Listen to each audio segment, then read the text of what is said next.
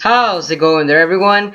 It's Mr. Zen over here bringing us a brand new anime discussion. And for today's segment, guys, we are going to be looking at episode 5 of To Be a Hero.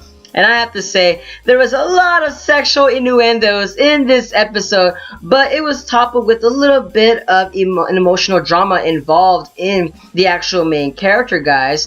Because in this episode, guys, we actually get to take a look in the past of the main character, Ossan himself, as to what had happened with his marriage.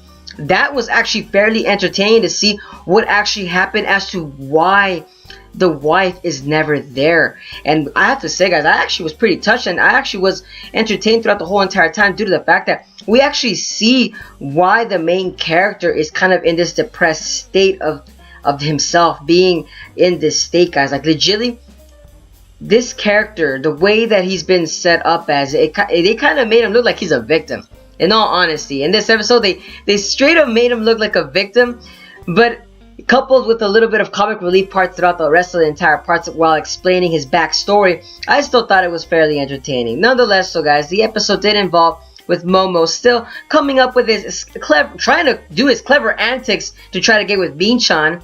But you, of course, Ossan himself does not let him, of course, with especially the freaking sandal of destruction that he carries. Oh my god, guys, I swear, Ossan is like a straight up Mexican mother right there, guys. I swear to god, like, all Latinos are like probably like, when they're watching this episode, they'll probably just like give like a little shudder in their spine, or they'll feel something in their spine. Because all of us Latinos that grew up with Latino mothers understood that chancla is like the most powerful weapon in existence. And every time in this episode, when Ossan was slapping MoeMoe with that freaking chancla, I was dying of laughter, folks. Oh my god, it was just hilarious. Nonetheless, though, I'm assuming that there wasn't really a parody in this episode as much as I would have thought there would have been, but that's due to the fact that, they were actually mostly focused on the backstory of Ossan himself, guys. Like I said, this episode, it was actually entertaining, I actually thought that this episode actually was much needed to be actually shown in actually the earlier episodes to see as to what had actually happened. Granted, though, this episode did kind of give us a lot of clues as to why the woman left. Granted, though, it does explain why Bean-chan actually also acts in that brash manner with Ossan as well, and why she still sympathizes and still talks to the father. And we're wondering, why didn't Bean-chan actually leave with the mother herself? But it seems to me that the mother was actually you could say, the villain of the family drama that happened with Ossan and Bean-chan themselves. My god, that mother actually left the father just because he was trying to make money. But I feel like it's because of the same time as well that Ossan also failed to be a father, since he was being too selfish with himself. Instead of family first, he's thought to himself first. Like I said, this episode was very, very entertaining due to that same fact as, like, there was a lot of subjective ideas that were thrown around inside this episode.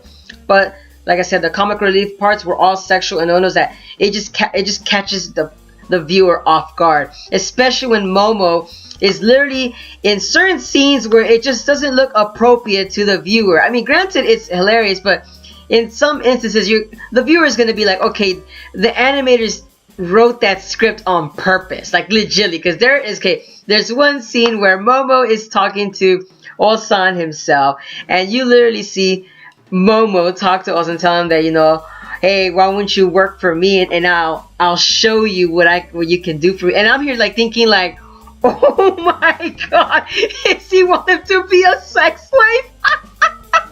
I am like just dying of what MoeMoe is doing in these episodes.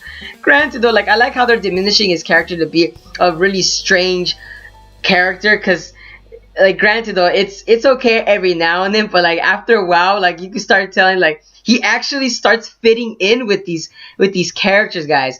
Granted, remember when we first saw him in the first couple of episodes, he was a very serious character, and now he's being diminished, and now he's actually being part of this clique that you could kind of say. And I'm loving the fact in this episode, while Ossan's backstory was being involved, you literally see freaking MoeMoe literally have you could say, an epiphany, while Ossan has an epiphany as well, while they're fixing the sink.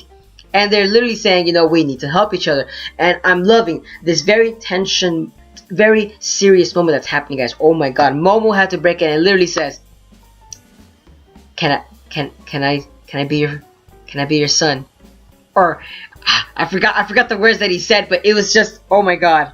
It was just too much, folks. It was just too much. Like, I could not take MoeMoe anymore in this episode. MoeMoe was just too much. MoeMoe was the star of the show involving all the comic relief parts, but other than that, the actual serious elements that were involved was Ossan himself.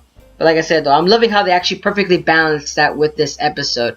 And like I said, a lot of viewers are going to love this episode due to that actual same fact, though. But like I said, that's it for the episode. And like I said, the parodies in this episode, I really couldn't find that many.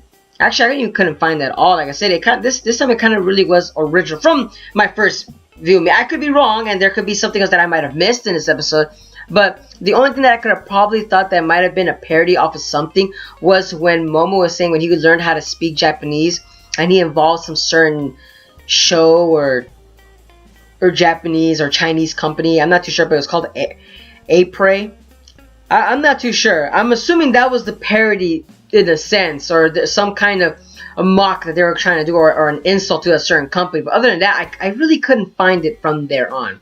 But let me know down in the comments below if I might have missed something along the lines of. And also let me know what you guys thought about this anime episode itself, guys. Did you guys find it actually a more serious elements involved in this episode as like how I actually saw it? Or did you guys thought it was more or less, you could say, MoeMoe's actual time to shine in this episode? But like I said, let me know down in the comments and what you guys thought. And as always, guys, if you guys enjoy my content, give a like, comment, share, and subscribe for more To Be a Hero anime related content, or more fall anime related content as well, because I'm also actually discussing more animes out there as well. But as always, guys, have a wonderful day. But this is Mr. Zen signing out.